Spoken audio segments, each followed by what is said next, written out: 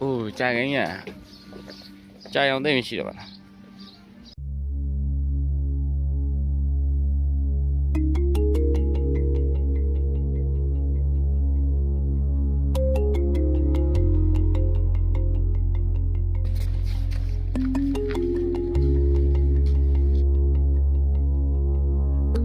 哎呀，啊，